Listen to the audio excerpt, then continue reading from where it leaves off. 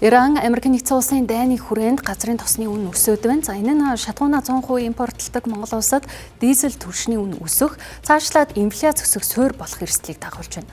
За энэ цаг үед эрсдлийг тооцоолох нь чухал байгаа. Мэдээллийг эдийн засгийн болонд сэтгүүлч уянга дэлгэрүүлэн хүргэнэ.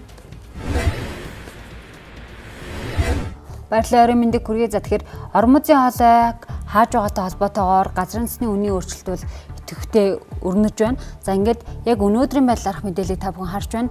98,100-ны $88 төрсөн байна.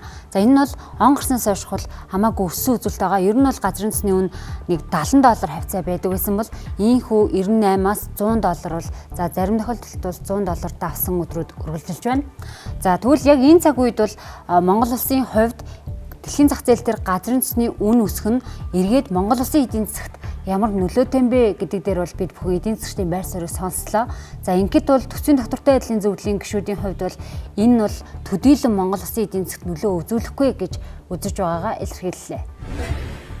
Нефтийн бүтээгдэхүүний үнэтэй холбоотой асуудал бидэнд шууд нөлөөлөх бол хацсангуй хол гэж харж байгаа. Бүгд тэгэхээр төлөвийн зүгээс сүүлийн жилүүдэд хийсэн бодлогыг харуул 25 онд бол нөөцийг нэмэгдүүлэх хэмжээг баримжааг барьж байгаа. Дээрээс нь нефтийн бүтээгдэхүүний импортын бүтцээ бол нэлээд өөрчилж чадсан гэж харж байгаа. Монгол улсын авч байгаа эрчим хүч болон тэр шатхуунд айхтар өөрчлөлт гарахгүй гэж найдаж байгаа. Гол нь эдийн засгийн нөхцөлөд нь аажим сарах юм төлөв байдалтай байна. Орон музийн хоолой Иран, Венесуэл гэх мэт улс орнуудаар гарч байгаа тасалдлуудаас шалтгаалаад бас хятад улсын дотоодын нефт импортлагч компаниудын хувьд бол бас нөөц эргэж харах тийм шийдлийг өнгөрсөн 5 дахь өдрүүдэд ярьж байна. Нефт бүтээгдэхүүний үнийн хангамж дэвш төр үн дэвш төр бас хүндрэл үүсээд ирвэл бас эхний ээлжинд хятад улсын аялал жуулчлал, тээвэр за дээрээс нөгөө хүргэлтийн жижиглэнгийн худалдааны хүргэлт гэх мэтийн салбаруудаар хамгийн ихний үнийн өсөлт бол ирнэ гэсэн ийм таамгийг бол судлаачид тавьсан байлээ. Сарын хугацаанд бол том хэмжээний үнийн том савлгаа бол явахгүй хаа. Өөрөөр хэлбэл жижиглэнгийн болон бусад тээврийн үнэн дээр яг бол хятад улс чинь баг стратегийн 80-аас 90 хоногийн нөөц, аюулгүй байдлын 140-150 хоногийн нөөцтэй. Тэдний зүгээс цаашлаад бодлогын хөгжих гэсэн өсгөх шаардлагагүй гэж үзэж байгаа илэрхийлсэн. За Монгол улсын хувьд бол шатхууны импорт одоо 100% импортоор авдаг. Үүнийх нь 95 орчим хувийг нь Оросын албаны улсаас, за үлдсэн 5 орчим хувийг нь бүгд найрамдах Хятад улсаас авдаг.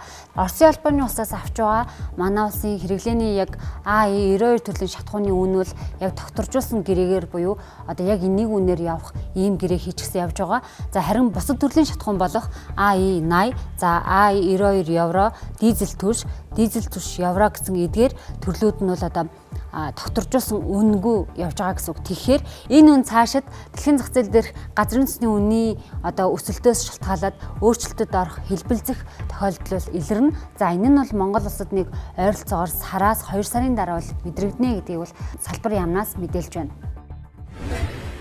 Монгол улс бол Сингапурын плац үн дээр суурилсан үнийн том яллаар Оросын албаны улсаас газрын тосны бүтээгдэхүүнийг худалдаж авдаг. Дизель түвшин дээр бол үнийн өсөлт мэдрэгдэж болцсоргүй.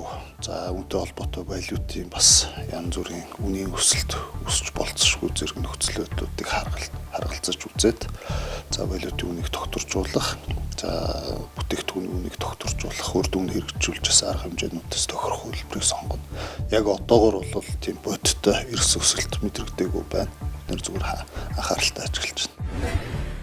За Монгол улсын хувьд бол 2026 оны эхний 2 сарын байдлаарх статистикийн мэдээллийг харахад л Оросын албаны улсаас импортлсон барааны 76.5%-ийг нь одоо яг энэ нефтийн бүтээгдэхүүн эзэлж байна. Дизель түвшний үн хэрвээ 3140 гэдэг энэ үнээсээ өсөх юм бол за эргээд инфляцид цуур нөлөө үзүүлээд за инфляц өсөх шалтгаан болно гэсэн үг ээ.